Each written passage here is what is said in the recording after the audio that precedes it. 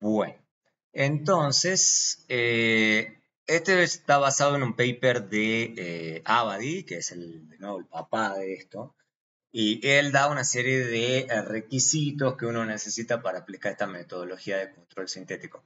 Una de las cosas que él habla es el tema del tamaño del efecto y la volatilidad del resultado. O sea, básicamente la idea es, bueno, se puede hacer sobre una unidad, sí, está bien, digamos, pero ya vamos a ver que eso hoy en día no es tan cierto. Hoy en día uno puede hacerlo con más unidades tratadas en comparación con otras unidades no tratadas.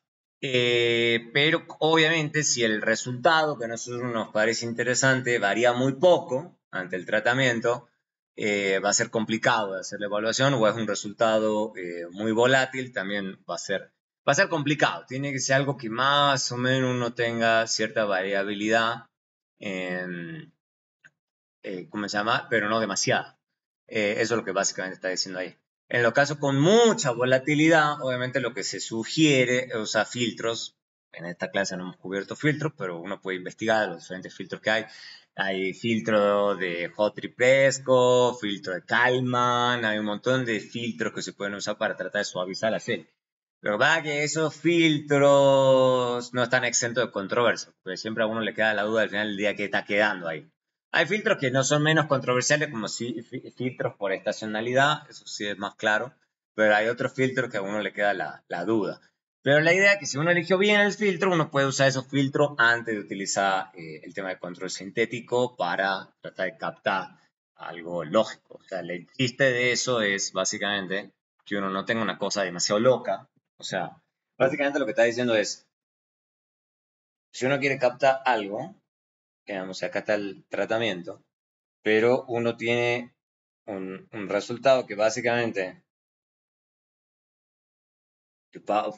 entró el tratamiento y se fue el tratamiento y básicamente uno no ve nada. O sea, uno algo debería ver, digamos. O sea, el escenario ideal es que esto vaya para acá o que se vaya para arriba. O sea, algo uno debería ver en la serie que cambió post el tratamiento. Si la cosa se ve igualita, igualita, igualita, es medio complicado. Ahora, podría ser, digamos, como yo le digo a todo el mundo, podría ser que en una de esas uno quiera mostrar que antes y después la cosa no pasó nada.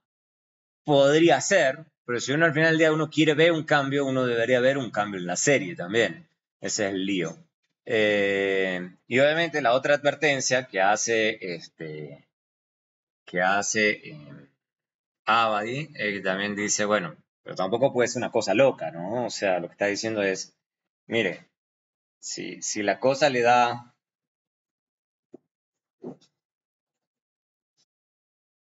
que por acá anda el tratamiento, lo que él dice básicamente, si es muy volátil, es medio complicado querer captar algo.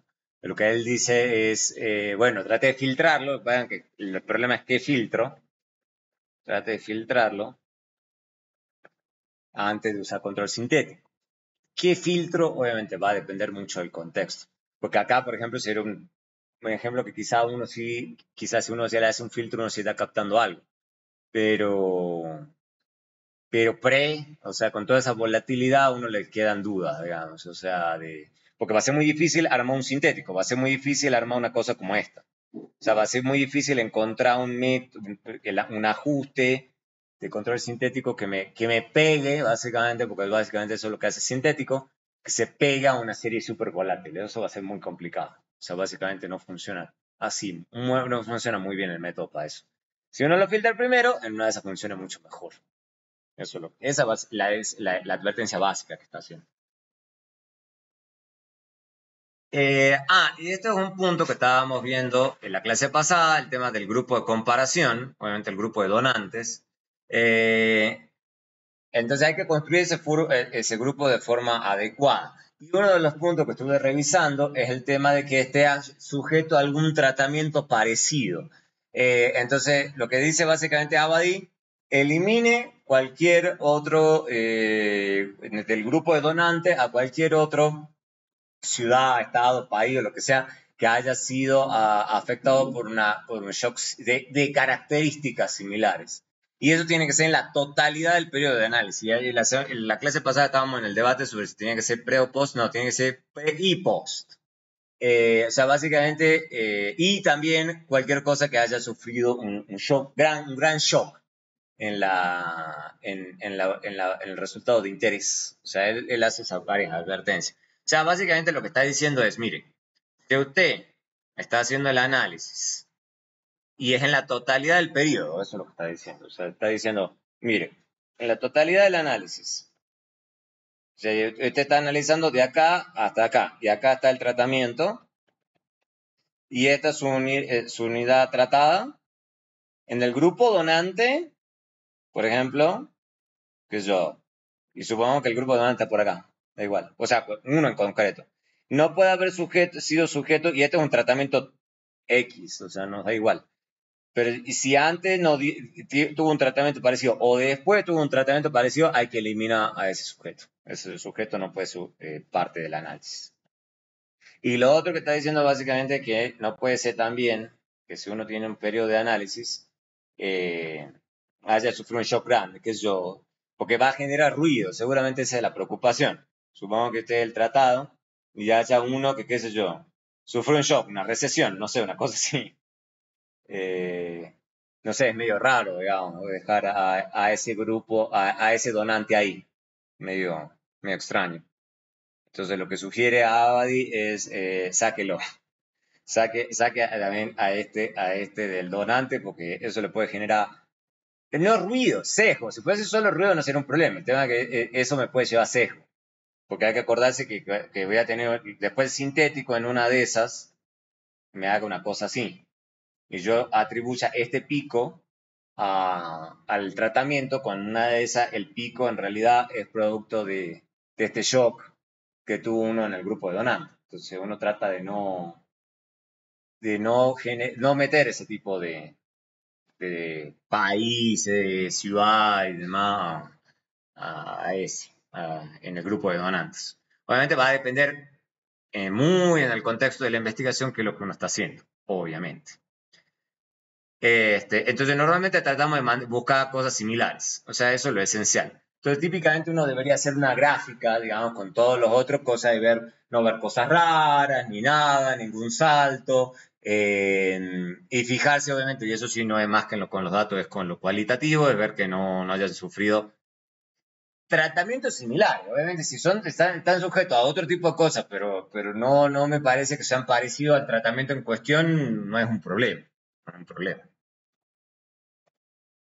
Este otro que sí a la gente le puede preocupar, el tema de la no anticipación. O sea, básicamente que los sujetos no hayan reaccionado en forma anticipada, y eso es muy de diferencia en diferencia, lo vamos a ver también cuando empecemos con diferencia en diferencia, al efecto. Porque básicamente no es a lo que esté captando yo sea un efecto anticipado, o sea, un efecto de anticipación de los sujetos, puede ser. Esto es fácil, digamos, de detectar. Básicamente lo que se hace es correr la fecha, digamos, a ver si desde una fecha anterior la cosa funciona bien. Básicamente eso puede pasar mucho en el caso de las leyes. Que, por ejemplo, si los sujetos consideran, por ejemplo, que cierta ley se está debatiendo, pero las probabilidades de aprobación son súper altas, digamos, entonces básicamente yo empiezo a actuar incluso desde antes que se apruebe la ley. Eso es inusual, pero no imposible, digamos. Eso podría ocurrir. ¿Okay? La otra es no interferencia. Esto es un poco más raro, especialmente en control sintético. Básicamente que los resultados de las unidades del grupo de donantes no producen cambio en la unidad tratada y viceversa. O sea, básicamente que el tratado es tratado y el tratado no contamina los controles y los controles no contaminan al tratado. Eso uno tiene también que verificar mucho en el contexto de la investigación, digamos, a ver si eso es probable. Por ejemplo, el caso que estábamos viendo en la clase pasada, el tema de Austria. Podría alguno hacer un argumento de que quizá Austria se podría haber visto afectada por la reunificación de Alemania. Eso es difícil, no imposible, pero sí uno podría hacer el argumento de que quizá eso sí puede haber ocurrido, porque Austria está pegado a Alemania, podría ser. Entonces uno diría, bueno, en una de esas toque eliminar a Austria, porque me parece que Austria podría haber sido muy afectada por eso. Puede ser, uno tendría que investigarlo, eso lo vamos a ver enseguida. Básicamente lo que se hace es verificar en el grupo de donantes, se elimina aquellas unidades que se considera que pueden ser afectadas por la tratada y viceversa. Es un poco raro, pero toca hacer ese tipo de verificaciones.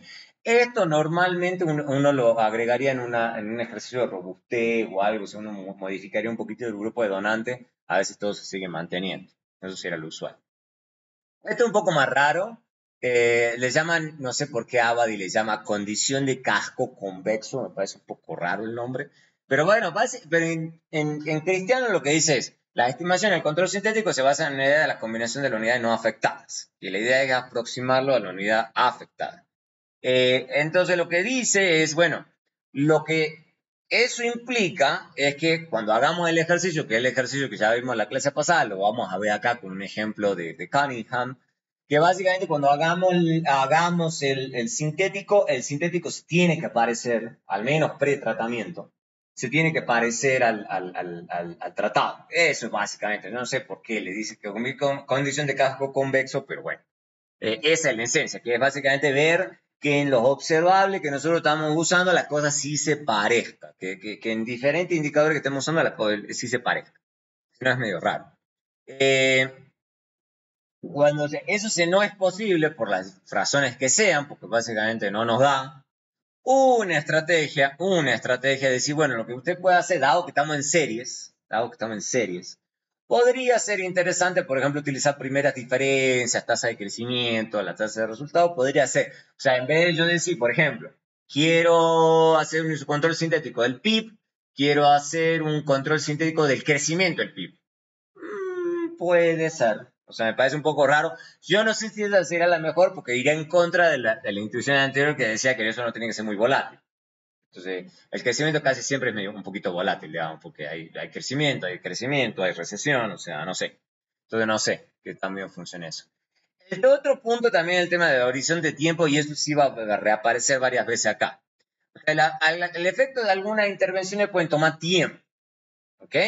Ya sea por la manufactura del efecto, la implementación del tratamiento, o sea, básicamente si uno tiene pocos periodos post, esto puede ser complicado. Por ejemplo, supongan que ustedes dicen, no, es que esto fue implementado en tal año y solamente tengo un dato del año después y no más. Y tengo datos para solo ese año. Y va a ser medio complicado utilizar este método porque este método sí necesita más o menos que uno tenga algunos periodos post para adelante para que la cosa funcione. Eso también lo vamos a ver ahora con los datos. Con los datos. ¿Qué datos necesitamos? Por eso es que este método, al igual que todo método econométrico, funciona muy bien si uno tiene un contexto y unos datos que a uno le ayuden, si no, no va a funcionar. Típicamente lo que habíamos dicho, esto sí es importante, datos agregados. Acá, si uno tiene microdatos, esto no va a funcionar muy bien. Básicamente tienen que estar agregados, eso ya lo hemos visto al comienzo, pero acá volvemos a repetirlo. Básicamente tienen que estar agregados a algún nivel, típicamente ciudades, estados, países, agregado a algún nivel. Esto con microdatos medio que no funciona, porque básicamente necesitamos, recuerden, series. Y normalmente las series y series largas típicamente están disponibles solamente a nivel agregado. Es muy difícil tener una serie de un montón de individuos. Eso es muy raro. Eh, Tanto de las variables de resultado como de los predictores que querramos usar. Entonces eso es lo que vamos a necesitar. Si los datos agregados no existen, hay una posibilidad, y por ejemplo eso es lo que a mí me gusta hacer al menos, pero es laborioso, no voy a negar eso, que básicamente es pasarnos de microdatos a series. Eso sí es posible, digamos, que si ustedes tienen por ejemplo los datos de la gran encuesta, con los microdatos de la gran encuesta uno puede armar series para las ciudades, por ejemplo, y arma un panel de ciudades con los microdatos, pero sí o sí estoy agregando. O sea, la verdad es que no estoy usando los microdatos crudos. O sea, estoy pasando de los microdatos para armar estadísticas agregadas. Obviamente eso es laborioso. ¿Por qué? Porque me toca, número uno, elegir a qué nivel voy a agregar la cosa. Si va a ser a nivel departamento, va a ser a nivel ciudad, o a qué nivel lo voy a agregar. Y segundo, que dada la serie, típicamente a uno le toca hacer ajustes, digamos, de mínima de estacionalidad, de mínima, digamos. O sea, podría haber más ajustes que a uno le toque hacer pero de mínimo uno debería ajustar por estacionalidad. Obviamente vamos a necesitar, como les decía recién, bastante, al menos digo, suficiente, no mucho dato, pero la palabra de Abadi es suficiente. Pre-intervención. ¿Por qué? Porque básicamente necesitamos, para lograr un buen ajuste, digamos, o sea, cuanto más datos tengamos para atrás, mejor. Porque claro, el método tiene más observaciones de las cuales agarrarse, digamos, para hacer el sintético. Entonces tengo que tener bastantes periodos, tanto para la unidad tratada como del grupo de donantes. Ustedes dirán, bueno, pero ¿y si no tengo muchos? Tengo algunos, pero no wow. O sea, bueno, una forma de compensar eso lo explican sí, pero lo puedo mencionar acá, no hay mucho lío, usar muchos regresores. Esa es otra posibilidad que se puede usar. Si uno no tiene, o sea, si tú no tienes, por ejemplo, qué sé yo, pero no puede tener un dato. Pero supongo que ustedes tienen 5 datos pre-tratamiento, 5 años. Bueno, una vez si ustedes utilizan predictores bastante buenos, regresores, varios regresores, en una vez eso sí les sirve. Entonces ustedes compensan la falta de, quizá para atrás con algunos buenos predictores. Puede ser, eso puede ser una buena idea. Obviamente, además nos sirve, y eso también es otro punto importante, que no veamos cosas raras antes. O sea, por ejemplo, quiebres, shocks y demás. O sea, eso sí también nos puede servir. Por eso este método es muy gráfico, porque básicamente me toca hacer un montón de grafiquitos como para ver que no haya un shock, algún quiebre, algún grupo de donante o tratado, incluso puede ser en el tratado, que se vea medio raro. ¿Ok? O sea, si yo veo cosas raras, eso puede, o sea, si yo lo muestro, o lo que sea, yo veo cosas raras en los datos como esta, digamos, o puedo ver cosas más raras todavía. Podría ser que para el tratado nomás, y yo tengo el tratamiento acá, yo vea que el tratado, y ahí eso podría levantar, ¿qué pasa si se ve así? Medio raro, digamos, a la gente le puede parecer un poco... O si justo, por ejemplo, tará, y acá hubo una cosa. Uy, ¿qué está haciendo esto? Listo. ¿Qué pasa si, qué sé yo, si esto hace una cosa así? O sea, es medio raro. O sea, igual, o sea, entonces en todos los casos uno le va a tocar ver al tratado, ver a los controles y ver que no sean demasiado, no sean unos comportamientos muy bizarros. O sea, el ideal, como siempre, es que a nosotros tengamos el tratado, veamos algún cambio y el resto de los controles más o menos se comporte ahí, o sea, una cosa así. Ese es el escenario ideal. ¿Ok? Es el escenario ideal. O sea, que no veamos unos shocks, unos cambios, una cosa loca, tiene que haber que tengamos buenos argumentos para ver que la cosa va a funcionar bien. Entonces, esto es muy gráfico, muy, muy gráfico. Obviamente, pues uno podría usar chequeos econométricos y demás. Pero no, eso puede ser compensado, como les decía, con buenos predictores. Obviamente, uno puede usar una buena cantidad de predictores. Entonces, a uno le toca jugar un poquito. A uno le toca jugar con, bueno, vamos a poner este predictor A, este predictor B, el A y el B y el C, y así sucesivamente hasta que más o menos veamos que el sintético se ve bien.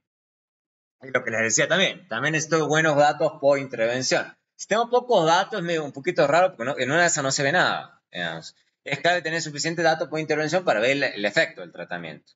¿Okay? Porque puede que se disipe, o sea, lo que me puede pasar perfectamente, digamos.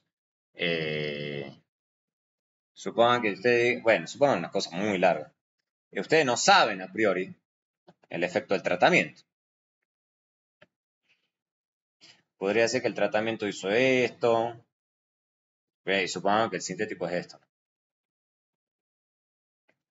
Pero también podría ser que el sintético, que el tratado se vea así. O podría ser que se vea así y después va para acá. No sé. A priori uno no lo sabe. Y la única forma de uno ver, o simplemente lo que les decía al comienzo, podría verse así, que no pasó nada. Pero ¿cuál es la única forma de estar seguro de cuál de todas esas historias es cierta? Teniendo bastantes datos para adelante. Si no es muy complicado. Digamos. Uno, o sea, ojo, ¿no? Porque precisamente hoy estuve viendo eso, digamos. Nada impide que uno, en una de esas uno haga algo muy sencillo y uno diga, no, es que tengo este periodo antes, este periodo después.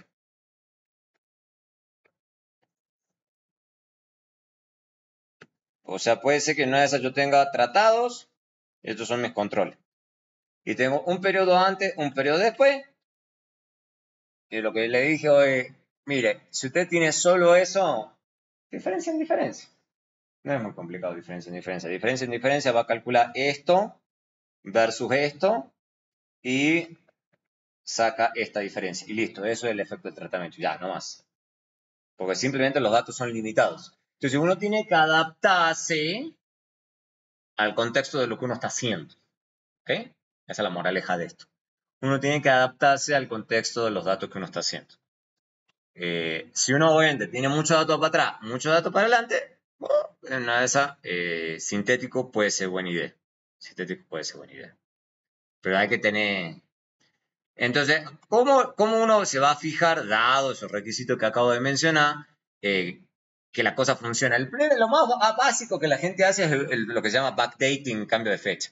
Básicamente movemos el movimiento del tratamiento para ver si la cosa sigue funcionando bien o no. Eso no es tan complicado. De nuevo, para que esto funcione bien, a uno le toca tener varios periodos para atrás. Supongo que sí se puede moverse un periodo, porque supongo que ustedes tienen 2016, saben que el tratamiento es 2016, y tengan pocos datos de antes, y entonces usan 2015. Supongo que tienen datos solamente hasta desde 2010. Bueno, una de esas puede irse para atrás, pero no mucho para atrás. Podría ser. ¿Ok?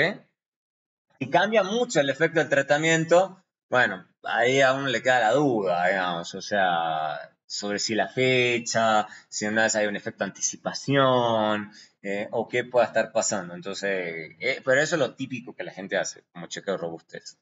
Se llama placebo de tiempo, o de tendencias paralelas, ¿ok? Le vamos a hablar, obviamente, a profundidad, cuando terminemos con este tema, de diferencia en diferencia, que es un tema largo, porque ha explotado en los últimos años, hay mucha cosa, pero yo siempre le digo a la gente, mire, hay mucha cosa, pero lo clásico sigue siendo lo clásico. Este es un método muy bueno si uno tiene estos requisitos que estoy mencionando yo. Básicamente, por ejemplo, el caso que habíamos visto en la clase pasada de la reunificación de Alemania. Habíamos dicho que era este paper de Abadi, bueno, lógicamente, que ellos saben que la caída del muro de Berlín fue allá por 1990 y ahí fue la reunificación. Entonces, lo que ellos dicen, bueno, pongamos 1980, que estamos seguros que ahí hubo caída del muro de Berlín, y veamos si el sintético y el tratado se sigue viendo. Y se sigue viendo. No es wow, no es perfecto, pero sí se sigue viendo la brecha entre entre los dos grupos. No sé yo qué tanto confío en eso, pero bueno, pero eso es lo que típicamente uno haría. ¿Ok? Obviamente tienen que ser robustos y ya les voy a mostrar cómo la gente hace eso. Al grupo de donantes, o sea, debería ser que si yo cambio un poquito el grupo de donantes, la cosa no cambie demasiado. O sea, puede cambiar, obviamente, porque estamos haciendo un cambio, pero no debe haber unos cambios gigantes, ¿ok? Sí, o sea, básicamente la intuición de eso es, si esto depende mucho de que haya, por ejemplo, un donante en particular en mi grupo, bueno, ya empiezo a tener problemas. Porque esto está funcionando solamente si estoy haciendo lo que se llamaría un cherry picking del grupo de donantes. También debería ser esto un poco más debatible, la elección de los predictores, digamos. O sea, pero para que, bueno, uno está en la disyuntiva, ¿no? Siempre en esto. Si yo estoy agregando todos estos regresores para mejorar las cosas, pero justo depende sí o sí de que haya un predictor en concreto, bueno, no sé, digamos. O sea, debería ser que uno juegue con diferentes predictores y la cosa siga funcionando bien. Pero yo creo que es obvio, digamos, de que si uno usó 10 predictores para que la cosa funcione bien y de pronto de la noche a la mañana algún peer review me dice no use ningún predictor, bueno, evidentemente muy bien la cosa no va a funcionar. Supongo que la idea es acá es como que si uno juega un poquitito con los predictores no cambie demasiado. Este es el clásico entonces, este es el típico chequeo de robustez que uno haría, lo que se llama un leap one out estimates, ¿ok? O sea, básicamente esas líneas grisecitas, creo que sí se ven, ¿no? Se ven, ¿no? Sí. O sea, básicamente esta línea punteada negra es utilizando todo el grupo de donantes. Entonces, lo que hacen el resto de las otras líneas es lo que se llama leap one out. O sea, básicamente arma el sintético, pero sacando uno de los miembros del grupo de donantes. A mí me parece interesante en el sentido de que, por ejemplo, todas estas líneas grises se ven por arriba de esta grandota. Ok, pero a mí, por lo menos en principio, a mí sí me parece que ahí, por lo menos este que está acá, sí me parece que a mí me preocuparía porque justo este que está muy pegado se bajó tanto. A mí me levantaría alguna cejita ahí como, Porque el resto no me molesta, el resto me parece que está bien. Preguntaría yo, este que está medio cerquita, de por qué este sí da muy cerquita. Pues básicamente el que da muy cerquita significa que el efecto no fue tan grande. Eh, entonces ahí en una de esas uno tenga que debatir. ¿Ok? Y si se nota, y si se fijan bien con lupa, sí, sí se ve. Que acá está el sintético, lo que pasa es que está muy pegadito. Entonces en todos los casos funciona bastante bien. Sacar solamente uno. Sacar solamente uno. ¿Mm? Leave one out. Por ejemplo, este es un paper, o sea, este es el paper que lo vamos a ver, es un poquito más largo, y después vamos a ver el ejemplo en Stata, y ya cuando terminemos con el ejemplo de Stata, yo creo que con eso estamos bien con este método. Eh, este ya lo hemos visto al comienzo, lo que vamos a hacer ahora es extender un poquito el ejemplo. Es básicamente esto de la proposición 99 en 1988 sobre el tema del control de tabaco. ¿Ok?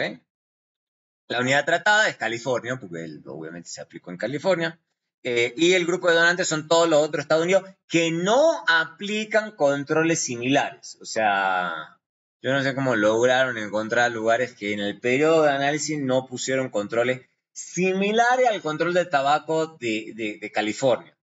O sea, es el lío. Entonces yo creo que son una serie de controles que quizá por ejemplo, pongan que California prohibió no fumar, no sé, en restaurantes. Y solo en restaurantes. En todos los otros lugares sí se podía fumar. En cambio, los demás sí fueron más restrictivos. No sé. O sea, buena pregunta, ¿qué es un control similar? Va a depender mucho del contexto. Obviamente. Entonces acá el X1 es básicamente todos los predictores de consumo de cigarrillo, porque consumo de cigarrillo va a ser mi variable de resultado que a mí me importa. O sea, lo que yo quiero ver cómo evolucionó. O sea, si básicamente lo que estoy tratando de ver es si gracias a esta proposición cayó el consumo de cigarrillo en California comparado con los otros estados de Estados Unidos. Eso es lo que básicamente estamos diciendo. Y utiliza una serie de indicadores interesantes, digamos. Buena pregunta de dónde uno se inventa estas cosas. Eso. Yo creo que al final del día uno haría muchas series, vería a ojo al menos cómo se ve. PIB per cápita, porcentaje de jóvenes, precio de los cigarrillos al por menor, consumo de cerveza, venta de cigarrillo. O sea, uno puede tener, o sea, si uno tiene buenos datos, uno va eligiendo más o menos qué es lo que uno considera que recuerden que esto está prediciendo el consumo de cigarrillo. Entonces uno va a usar el consumo de cigarrillo y tratar de predecirlo especialmente con todas estas variables. Recuerden que acá, lo que habíamos hablado en la clase pasada, el foco no es tanto que esto sea causal. Lo que a mí me interesa es que prediga bien a la otra serie. Eso es lo que a mí me está importando. Después voy a tener, y obviamente, usualmente van a ser las mismas variables, van a ser las mismas variables de estas, pero para el grupo de donantes. ¿Ok? Entonces necesito datos para California y para los donantes, para armar el sintético. Como habíamos visto, esto funciona así y se ve así. Este es el gráfico básico. Este no va a ser el único gráfico que uno va a mostrar. Uno va a mostrar esta tabla. Por ejemplo, esto ya lo hemos visto la clase pasada. Esto es lo que se llamaría la condición de casco convexo, de condición convexa, que es básicamente que las dos cosas estas se parezcan bastante. Están las dos primeras columnas. Lo que quiero es que el sintético, y de nuevo, sintético, pretratamiento se parezcan mucho. Básicamente que el sintético esté muy pegado al Real California. A diferencia del promedio de los otros estados. Básicamente lo que ¿por qué se muestran los tres? Básicamente uno muestra los tres porque uno que está tratando de demostrar es, vale la pena, o sea, no más que la condición de casco convexo, lo que está queriendo demostrar eso es, vale la pena hacer control sintético. O sea, básicamente porque los demás, si utilizo los datos así crudo, quizá la comparación no es tan clara. ¿Ok? No es tan clara porque hay más diferencias que con el control sintético. Ese es el espíritu. Ahora, a continuación, ¿qué es lo que uno haría normalmente? Especialmente si uno tiene un tratado. Uno mostraría esto. Esto es exactamente lo que uno quisiera. Uno tiene el tratamiento, uno tiene el 0 acá, y lo que está mostrando esto es, en una gráfica, es cuál era la diferencia entre el sintético y el tratado, pretratamiento, y cuál es la diferencia estimada post-tratamiento. ¿Ok? Esto podría ir para arriba, para abajo, da igual, digamos, pero este es el gráfico clásico que uno quisiera. Y de hecho, creo que con los métodos más modernos, o sea, los más actuales, uno hasta le puede poner un intervalo de confianza a esto. ¿Okay? Creo que eso ahora lo están trabajando mucho estos otros econometrías, no Abadi. No va a ser el nombre ahora. De cuando me acuerdo les digo. Y lo otro que uno haría, pero esto es un poco más raro, esto sí es posible, digamos, pero da muy raro. Comparado al otro ejemplo que vimos recién, y a mí me gusta porque es un enredo, digamos, se ve una telaraña. Básicamente estamos haciendo distribución de placebo para todas las unidades como donantes. O sea, básicamente lo que está haciendo esto es a la inversa de lo que yo hice recién. Acá lo que está suponiendo es voy a utilizar todos los estados de Estados Unidos, aplicarle la especificación que yo utilicé para California y aplicarla para todos los demás estados de Estados Unidos. O sea, esto es como placebo en el sujeto. Estoy suponiendo que este tratamiento fue aplicado a otros estados. Eso es lo que estoy haciendo. Se llama placebo de sujeto. O placebo distribution, si uno lo quiere llamar así. Lo que pasa es que obviamente se ve muy raro. Esto se ve muy raro. ¿Y por qué se va a ver raro? Esto no es casualidad. Especialmente post no me importa tanto. Pero, ¿por qué? Porque, ¿qué es lo que ¿cómo debería verse esto pre-tratamiento? Parecido. Debería haber parecido, y no es cierto, ¿no? Entonces, cualquier persona le diría a uno, uy, pero me parece que esa distribución se ve medio rara, especialmente, por ejemplo, este púrpura, no sé cuál es, da igual. Pero es como, comparar ese púrpura con este ajuste perfecto que tuvo acá en California, es medio raro, vean. O sea, no estoy tan convencido. Entonces, ¿qué es lo que hace la gente? Dice, no, lo que hago es fijarme que el ajuste pretratamiento sea al menos, bueno, uno trata de elegir un poco a dedo, no quiero decir que es a dedo, pero uno trata de elegir más o menos un nivel de ajuste razonable para que este placebo funcione. Entonces, fíjense que este gráfico es diferente a este gráfico. O sea, básicamente en este hay un poco de ruido, pero es mucho menor. Y este negro que está acá es el de California. ¿Y uno para qué hace eso? Porque lo que uno está buscando es que el de California, que uno es el que está diciendo que es el verdaderamente tratado, y uno sabe que es el verdaderamente tratado por esta proposición, uno lo ve por fuera de todas esas distribuciones. Si uno lo viese muy metido acá adentro, eso sería un problema. Porque básicamente sería difícil de argumentar que el efecto fue significativo para California. Porque básicamente se parece demasiado a lo que daría en cualquier otro estado a sabiendas de que en los otros estados no hubo ese tratamiento. Entonces ahí uno estaría en problemas. Uno ahí estaría en problemas. Entonces, como le digo, son todos estos chequeos que uno va haciendo, ¿no? Todo chequeo que uno va haciendo. Esto es lo que, si uno entiende el método, esto para mí es más sólido todavía. Básicamente esto hace esta medición del post y el pre del root mean square prediction error. Esto ya lo habíamos visto en la clase pasada. O sea, lo voy a volver simplemente para que no se hayan olvidado. Esto es, voy a volver incluso no a manita, sino arriba. Es esto, me está mostrando esa estadística. Básicamente está mostrando el ajuste post versus el ajuste pre. El ajuste post versus el ajuste pre. ¿Cómo? Como porcentaje. Más que porcentaje es un cociente. Un cociente. Un cociente. ¿Qué es lo que uno quiere? ¿Okay? Eso ya lo hemos hablado en la clase pasada. Uno quiere que el ajuste post sea muy malo respecto al ajuste pre. O sea, que este cociente sea gigante para el tratado. Para el tratado. Yo quiero que sea lo más grande posible. Exacto.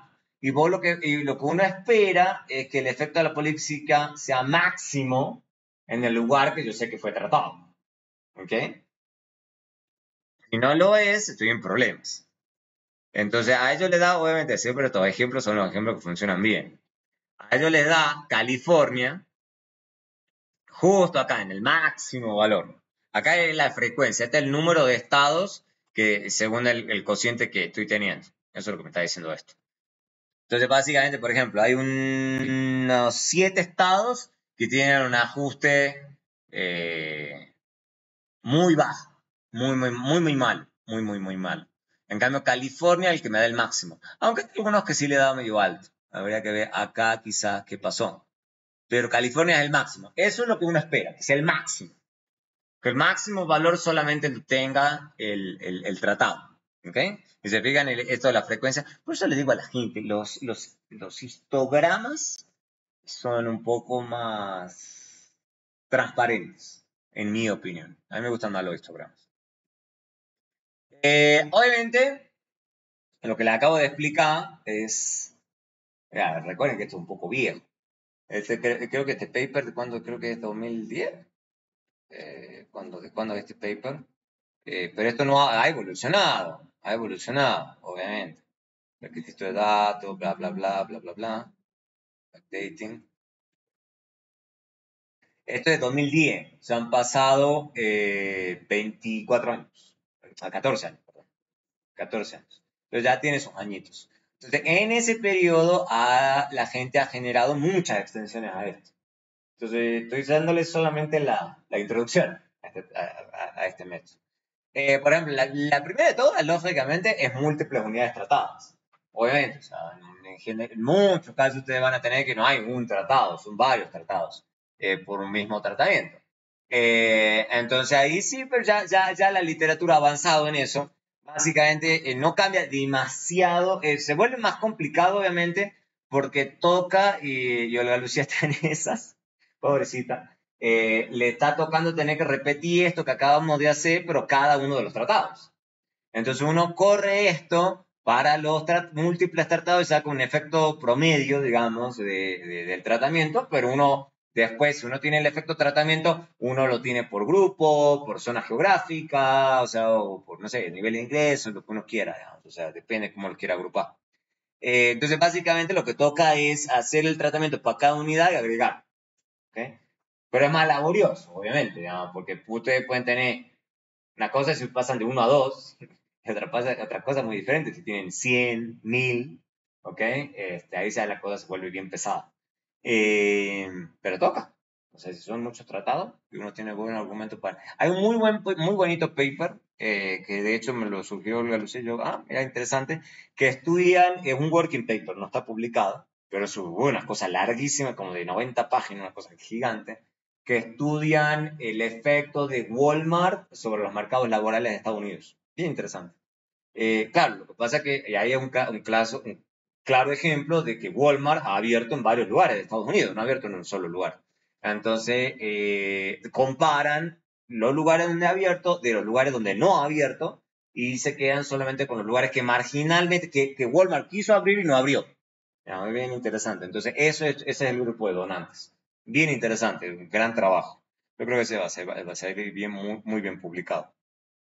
Obviamente, va a tener algunas complicaciones metodológicas, obvio, y hay que considerarlo, y hay una literatura al respecto, y eso está surgiendo en los últimos. Cataneo se llama. Cataneo es el otro econometrista que le está metiendo mano a esto, Cataneo. Él está en la University of Michigan y Cataneo fue uno de los grandes impulsores, por ejemplo, de regresión discontinua. Él sacó muchos, es uno de los econometristas pesados. ¿Ok? Obviamente, por ejemplo, no es tan sencillo obtener un control sintético que se aparezca la unidad tratada, porque puesto que ahora hay muchas unidades tratadas. Entonces a uno se le complica mucho más obtener esa cosa de la línea punteada, bonita. Eso se vuelve más difícil, obviamente, si uno tiene un montón de tratados. Entonces hay que hacer lo mejor posible para hacer una combinación quizá de eso, de las unidades. O sea, esa otra posibilidad, combinar los tratados, combinar los donantes y quizá tratar de hacer que esto ajuste mejor. Eso también es posible. O sea, hay muchas sugerencias al respecto. Obviamente, hay otras alternativas sobre el tema de las inferencias. Nosotros lo que hemos visto acá es permutación, que es lo clásico que hace Abadi, pero ya últimamente, por ejemplo, también Cataneo está empezando a tratar de pensar en estos de intervalos de confianza. Pero se está diseñando en estos momentos, mientras estamos hablando. O sea, todavía no hay mucha aplicación y demás. De hecho, el paper de Walmart es de diciembre del año pasado. O sea, entonces esto es bien, bien frontero. Esto es bien frontero. ¿Okay? Pueden leer más si quieren.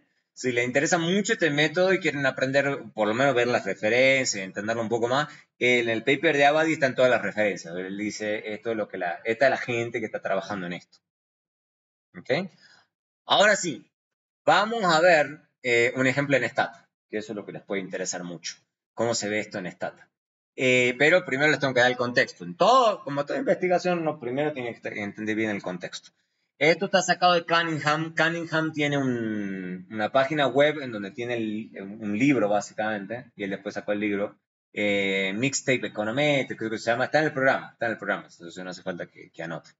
Esto es sacado de la página de él.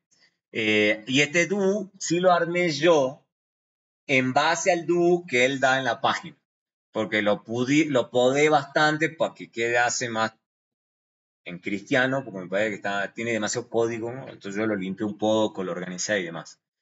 Pero él sí cuenta en la página el contexto. Él dice, mire, 1980, pero lo que le pasó a Texas es que pierde una demanda civil y se ve obligado a construir nuevas prisiones para evitar hacinamiento. O sea, básicamente parece que demandan al estado de Texas, ese es el contexto, por hacinamiento. O sea, básicamente estaban diciendo, uy, yo estoy sin el cargador, carajo. Voy a tratar de no demorarme demasiado. Lo que yo creía que se iba a aguantar.